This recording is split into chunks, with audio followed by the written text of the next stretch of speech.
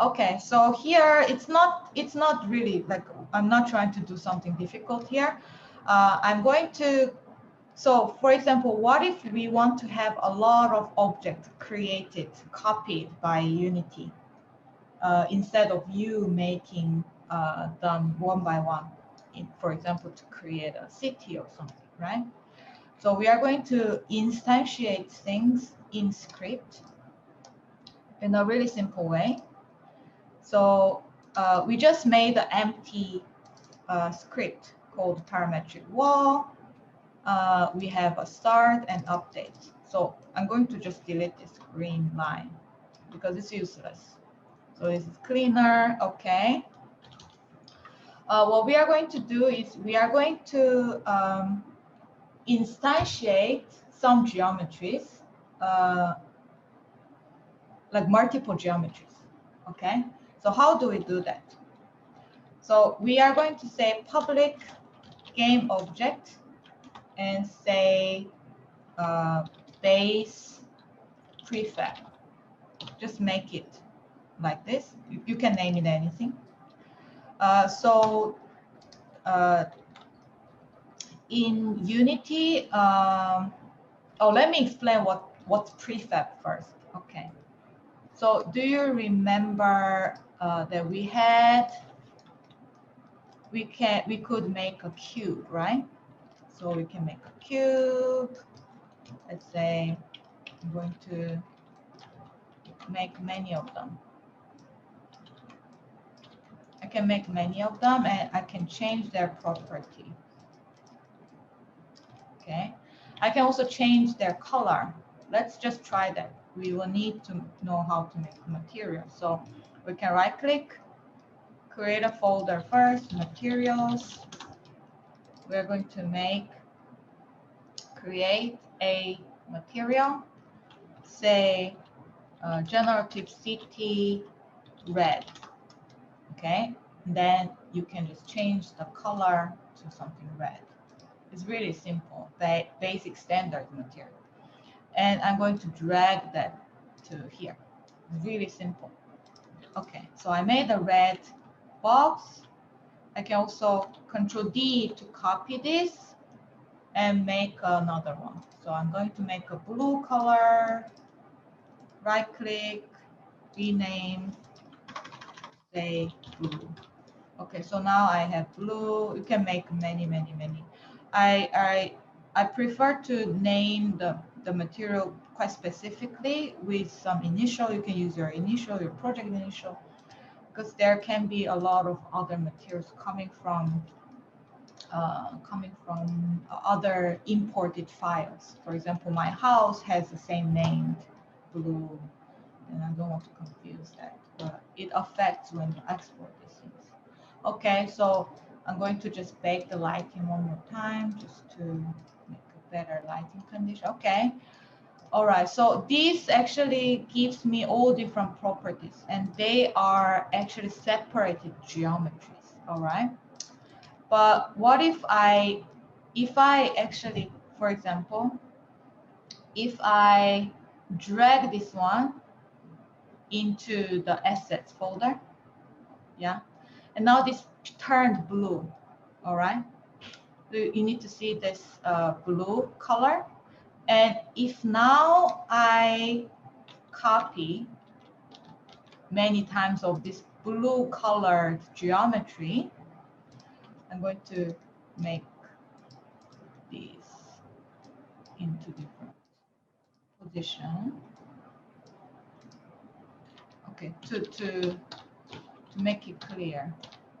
So let's say these are the blue material, blue geometries. Blue meaning they turned into prefab. What does prefab mean? Prefab means it's like a block in Rhino. Yeah. So you made it into block and you copied it. It means if you change the original block, the change applies to everything. So what happens right now is that if I go to this triangle, this arrow, to enter this, it gives you an editor window, editor window for the prefab itself. So now this prefab became some kind of block. It became became prefab. So let's say I'm going to make a yellow material just to demonstrate yellow. I'm going to make a yellow material. Okay. And if I apply this one here, if I go back, those prefab, the blue ones, will become yellow. Yes. So these, the whatever is blue, because they are copied as a block, they share the property. Does that make sense? Okay. So one thing really interesting is if I go back here inside, and if I put a really weird geometry here, for example, if I put my house model here, maybe I'm going to just, in this case, I'm going to just scale it.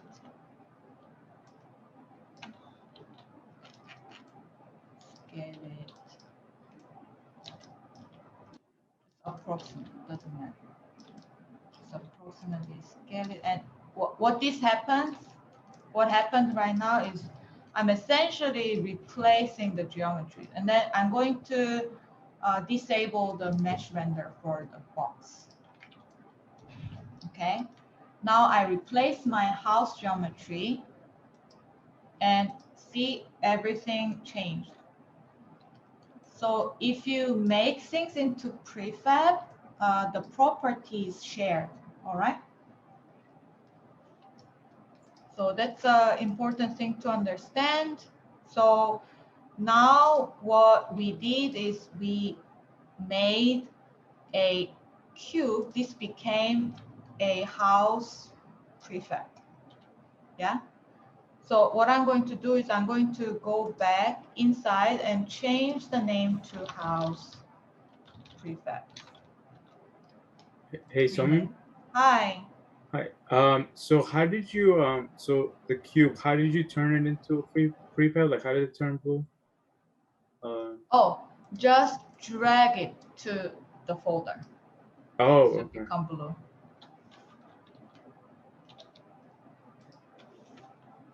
Yeah. So if you don't want this prefab, you can delete it from the folder. Okay. So now, even if you don't have anything here, you can just delete it. Delete down in the scene. The prefab still remains there. So you can drag it in. So how are you? How are you scaling? So scaling is sorry. So I'm going to, so scaling is WER. W for moving, E for rotating, R for scaling. Okay. Cool. So I'm going to do a few more things in the house prefab. So double click here. And I want to make sure that they are snapped to 0, 0, 0 position. So basically, I want to make sure that my original cube was in 0, 0, 0 position. Reset. So F, you can use F to zoom selection. Okay. All right.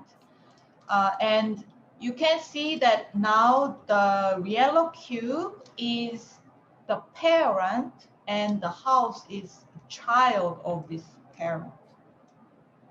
All right. So now the scale is a bit messy. For exercise, I think it's okay for now. I'm just going to turn the yellow box off. Go back to this scene. I'm going to bring this house prefab in the scene. Actually, I'm going to go back and turn the yellow box on. just to give you an idea what it is, and I'm going to scale this so you know that this is a prefab that I can replace with house model. All right, so my house prefab looks like this for now. Is that understandable? All right. Okay. Hey, So Somi, hi. just a quick question. Yeah. Is there a way to like zoom in on the object that you're selecting so it just zooms F. into it? Yeah. Okay. F. Yeah. So you have it and F. Press F. Oh, Okay. thank you. Yeah. So these shortcuts are actually same as Maya. So if you're a Maya user, maybe you will be very familiar with it. Just so you know. All right. So instead of we copying, so you can Control D, copy, Control D, move, Control D, move, Control D. Instead of us doing this, can we use scripting to help us populate it? So let's do that. All right. So we are going to create a empty game object, empty, and make sure this is transform is reset. And we are going to call this empty game object saying parametric wall. Okay. And we just created this parametric wall script. We are going to connect this one to this empty game object. So why empty? It's because we don't need anything. Yeah, we don't need to show any geometry in this case. All right. Okay, so in this parametric wall script, it looks like this. We just created one simple game object public variable. It's asking for a game object. All right. You can add anything there. But what we are going to do is we just created this house prefab, right? We are going to drag this and connect it to this slot.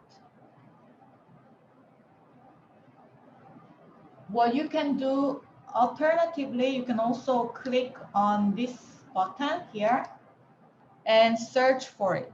Search for house prefab or any object that you want to connect. Okay, so in my case, I know I just need this one, so I just connected it there. Okay, so now this, oh, sorry. Now this parametric wall script has this prefab. I'm going to save it. And we are going to copy this, populate this in the start. We just populate it one time. We don't need to populate every single time. So what we are going to do is we are going to use this called instantiate. Instantiate. What we are going to instantiate is, it's also giving you some options. We are going to instantiate this base prefab. And then we will have to give a position. It's asking for parent. Yeah, it's okay. We are going to have to give a position and rotation in this case. So what we are going to do is we are going to create a position vector and rotation vector. Just follow me, don't worry, and write it like this. It's going to say, it's going to error like red line. And we are going to create a vector3 vector called position. And we are going to create a new vector. For now, we are going to use 0, 0, F, 0, 0, F, 0, 0, F. We are going to create a copy of the base prefab in 0, 0, 0 position. And we need a rotation. Rotation is a bit weird. It's called quaternion. Don't worry. Just make a quaternion called rotation. And we are going to make a quaternion identity, which is a basic quaternion rotation. So it means there's no rotation, it's zero, like zero vector. So now you successfully instantiated a geometry on 0, 0, 0 position without any rotation. So if you save this, this only affects when you start playing. So if you play now, there will be one house geometry positioned in 0, 0, 0 position, which is great. Okay. Another thing is you see this game scene. This is actually when you when we finish our game building, you will make it exported as a game, right? Either as a mobile game or PC game. What everybody will see is actually this thing, not this thing. This is you as a developer seeing, but the gamers will see this, yeah? So this is actually seen through this main camera. So if you just move this main camera, that is what you are showing to your user, all right? So if you want to align the main camera to be a nicer position, you can, for example, you can find a nice position to see this object, yeah? And click on the main camera and Control-Shift-F. So Control-Shift-F means it's Control-Shift-F means align with view. So you are making the view. Right now you are rotating the view, right? And you can click on it, try to make the main camera to align to your view. So if we do this again, Control-Shift-F, the camera aligns, and in the future, your user will see a proper view. Okay, so that is the relationship with game scene and the camera. Okay, so we are not exporting anything today, so it's okay to leave the camera a bit more neutral, but that is what you are going to deal with in the future. And you see that we were changing anything during the game is playing. This means if you close the game, all the changes will be gone. So I'm going to still keep on looking at here, and then the changes is gone. The camera went back to the original position. So after I close the game, I am going to do this again. So I make sure my camera is playing in the same position next time.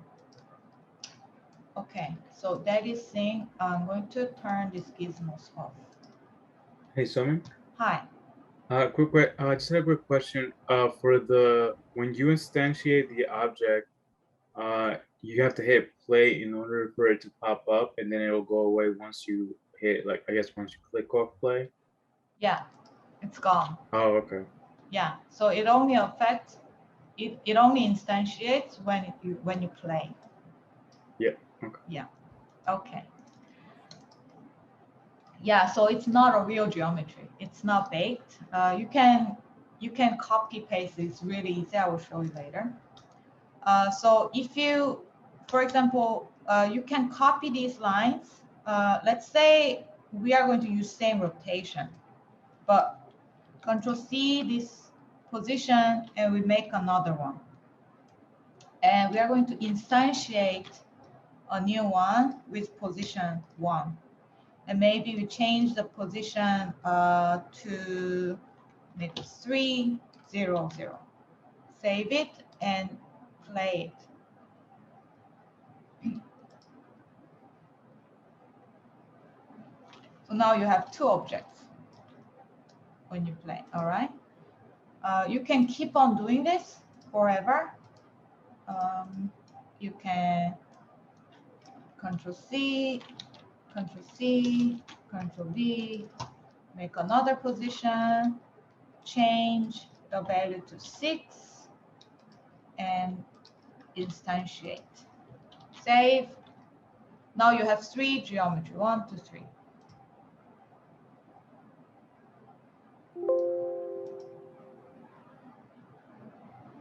You have 3 geometries, right? All right, what if you want to make hundreds and thousands of this? You don't have to really copy paste thousands of lines, right? So we are going to introduce something called for loop. So you can just use you can loop this multiple times. Only thing we need to change in this case is the value of x, all right? So we are going to use a loop called for loop. Just copy my lines.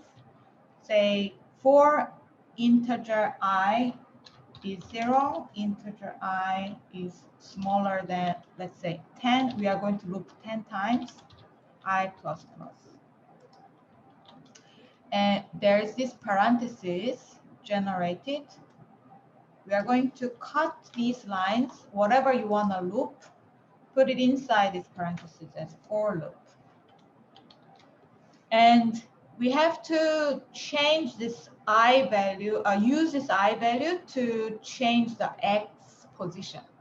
So what we are going to do is we want to make the interval as 3, right? So we were making 0, 3, 6, 9, 12, blah, blah, blah. And then we are going to say, okay, so I'm going to make the X value to increase according to the I number. So I times 3F will become my position. If you save this now, just to give you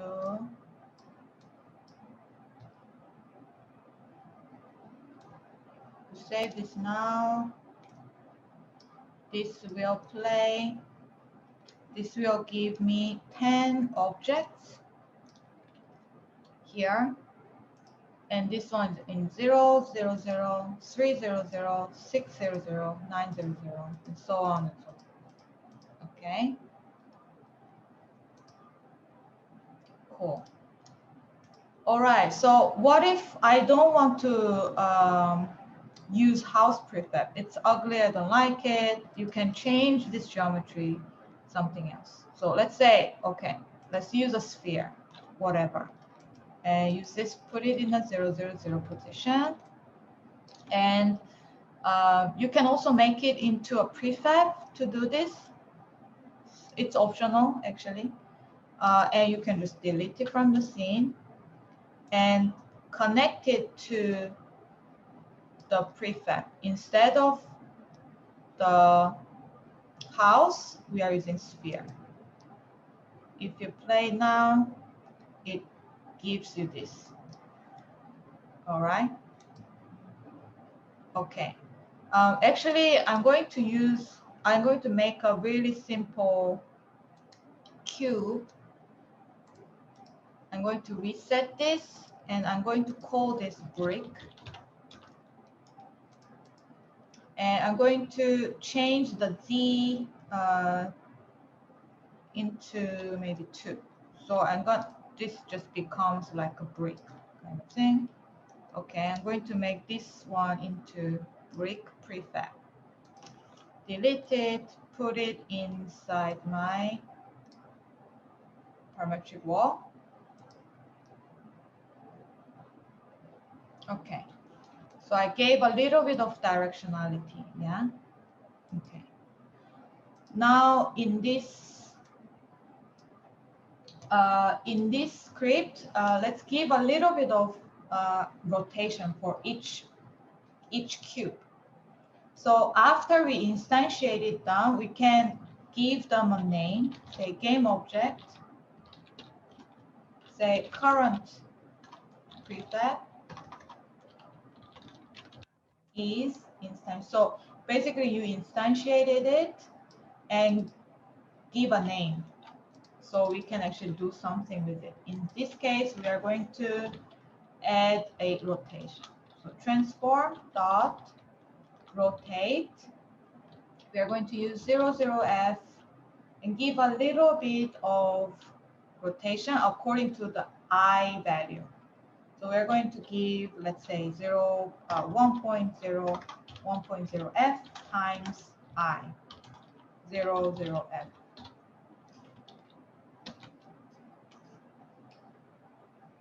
Okay.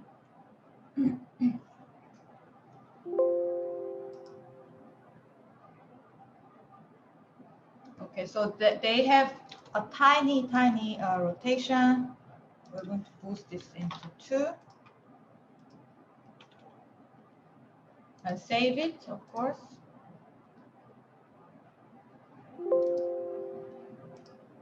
And then play this. Okay. So gave a little bit of rotation on the X direction. If we want to change the interval a little bit smaller, we can also make it into, of course, we need to save this.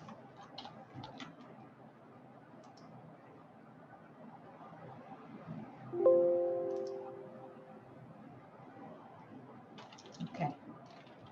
So that's how you create a one directional loop. And we are going to make another layer, so it creates a wall. So we are going to nest this. So copy this line. So I'm going to just type it. So what we are going to do is for int j is 0 and j is smaller than 20, j plus plus. And we are going to nest this entire loop 20 times inside this layer. And instead of using I to affect, I'm going to use J to affect Y position. So for Y position, we are going to use maybe 1.5 again, F times J. That's a position. And we are going to also use J to also affect the rotation. So now if you play this,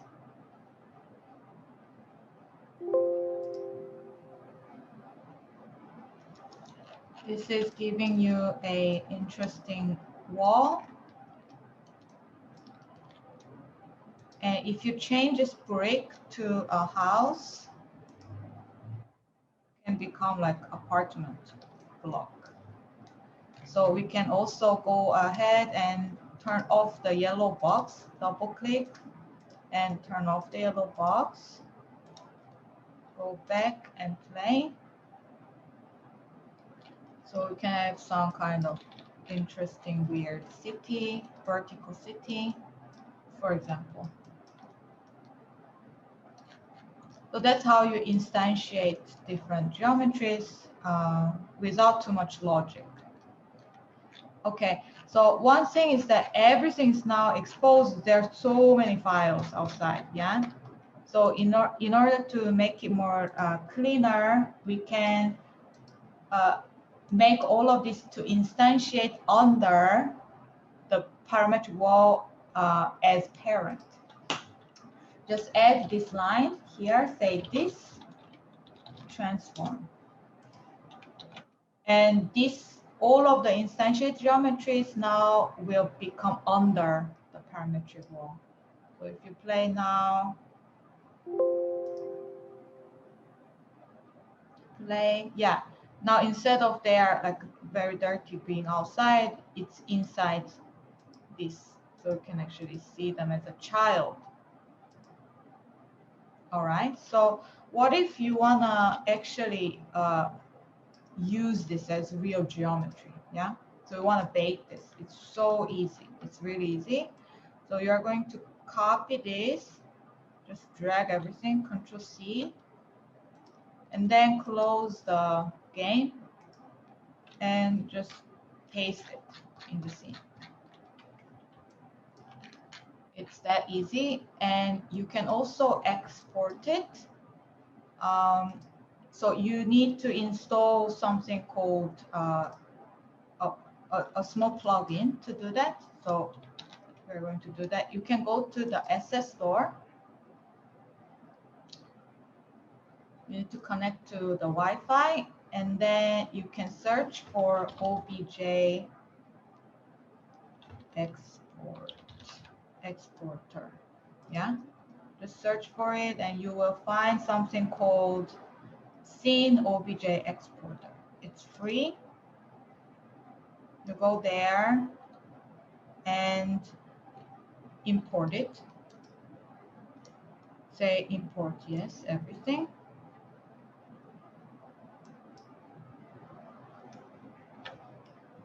So Unity has a lot of custom package,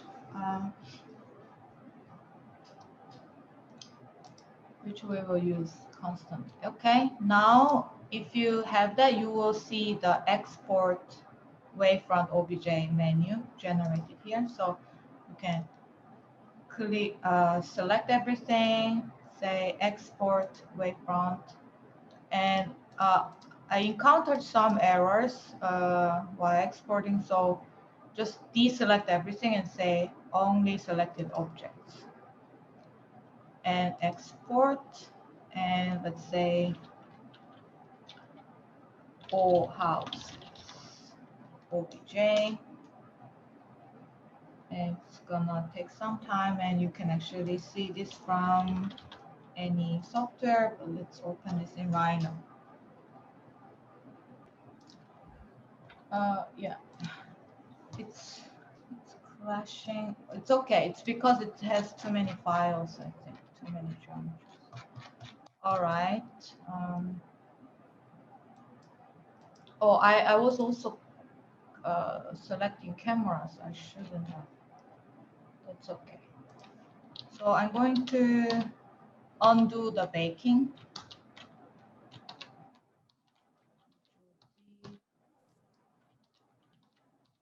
Yeah. Undo the baking, but still I have this parametric wall working. Okay.